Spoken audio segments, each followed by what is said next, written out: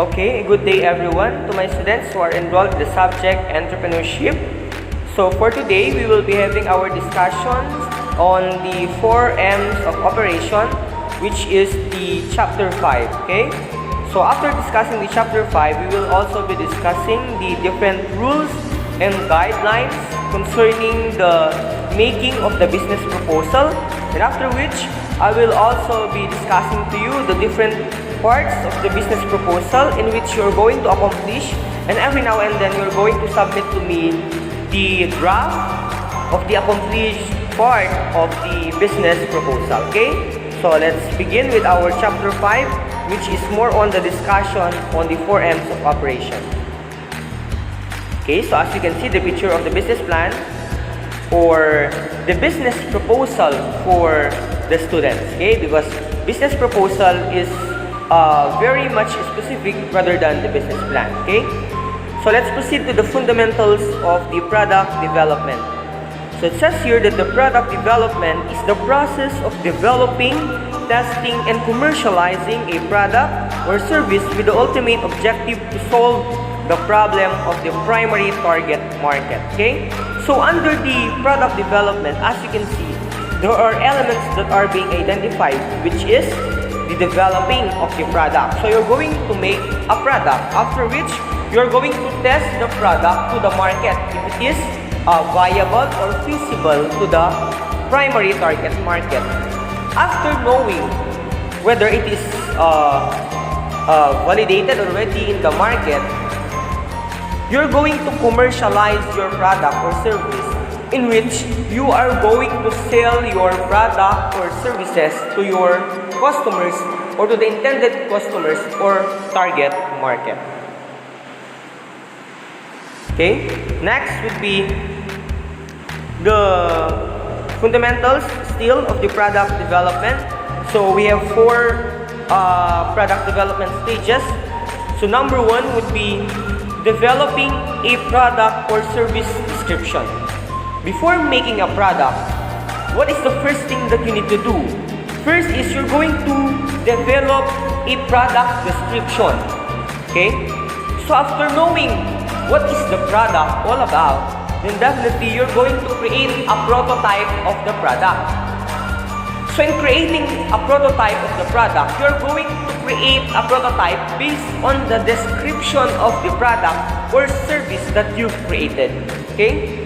So the third one would be testing the prototype. When you speak of testing the prototype, you among your groups or among your team members or the proponents, you're going to test the products among yourself whether the product meets the standard set under the product, service, or description.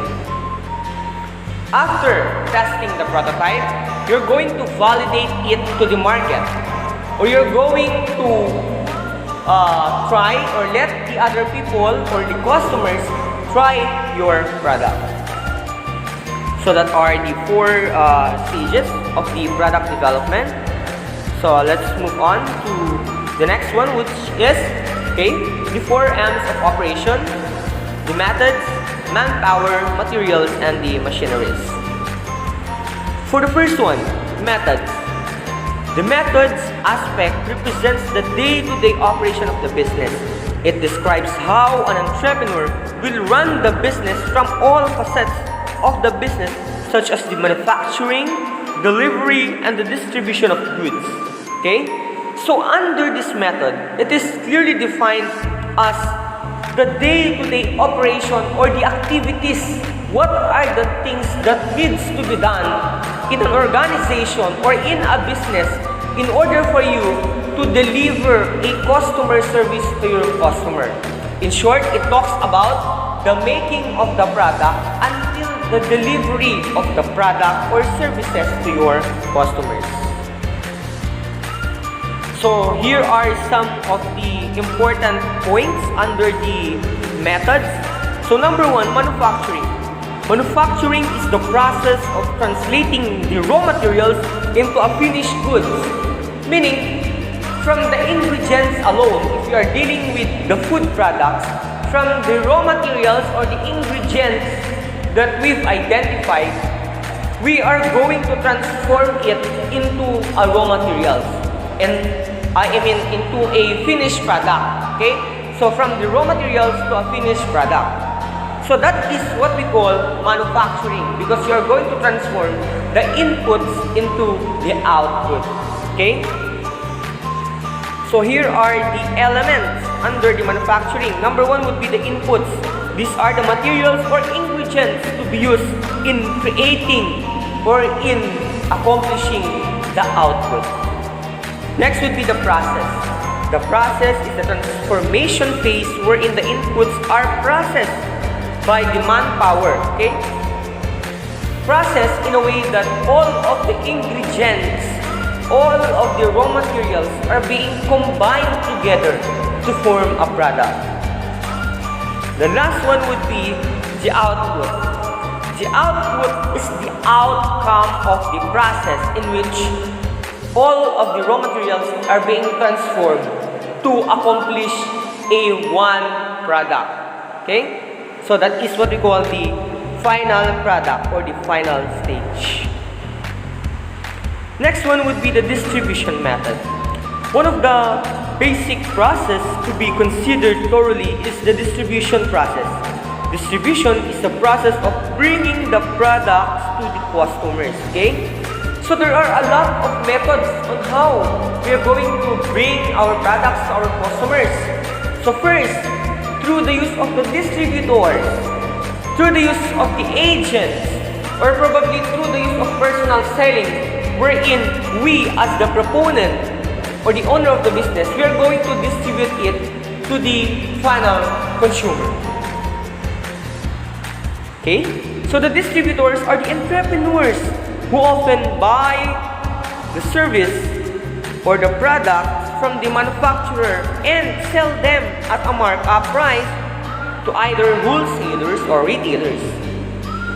So the distributors then will be the one who will get the product from the manufacturers, and the distributors now will be the one to distribute it from the word itself. Distributors distribute it to the end consumers or to the wholesalers or to the retailers. So when we speak of payment process, we are talking about the mode of payment that we are going to use in buying the product. Okay? So whenever we buy a product, especially if it's online, there are some mode of payment that needs to be addressed. First one would be the cash on delivery. Another thing would be the cash or the face-to-face payment. Upon the receipt of the product, you're going to pay the product. So that is the traditional way of buying a product. So you're going to pay that to the seller. Okay? Another thing would be payment first policy, or probably the bank transfer. Okay? The next one would be the manpower, the second arms of the operation. At the beginning of the entrepreneur's business, he or she maximizes his or himself for his partner or his or her family members to handle the aspects of the business. Okay? So when we talk of the manpower, we are talking about the employees, who is the most important part among the different M's of the operations of the business, because without the human as a capital, as an investment in the business, then definitely everything will become obsolete. Okay? So, in choosing a manpower in an organization, we must make sure that in the division of labor, okay, in the division of labor, the proper or the right employee must be put into the right position. Because every employee must have the qualification, and that qualification must meet the duties and responsibilities of the certain position.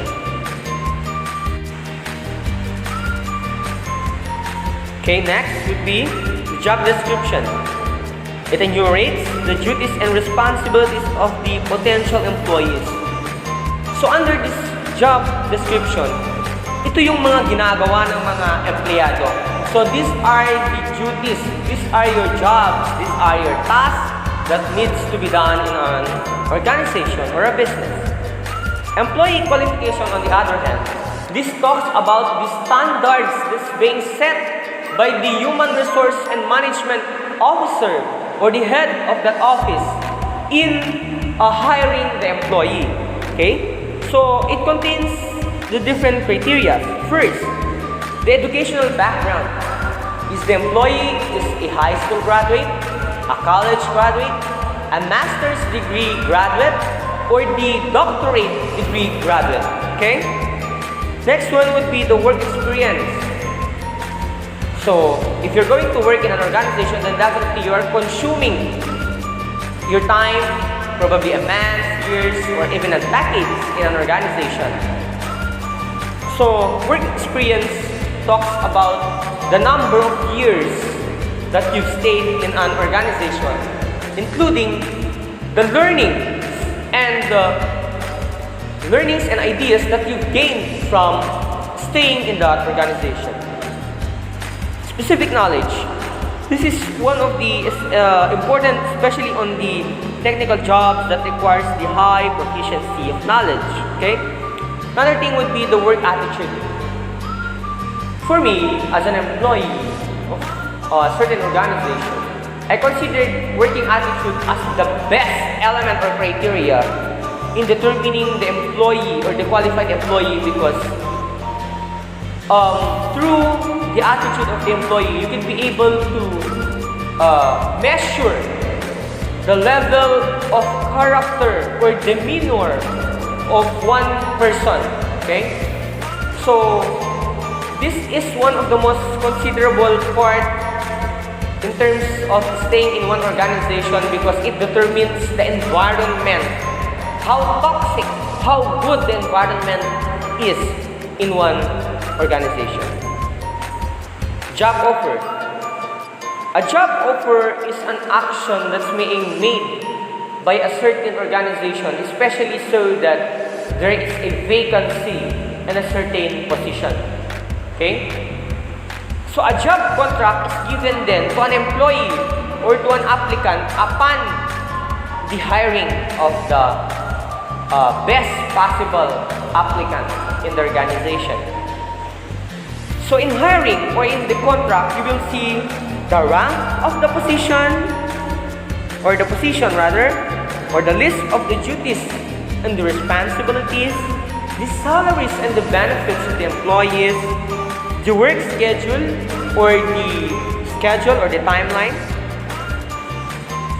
the probationary period, and the qualifications to become a regular employee, the duration of the contract, whether it is a 6 months, per year basis, so on and so forth, and the resignation procedure, provided that there is a notice or a leave immediately. Okay?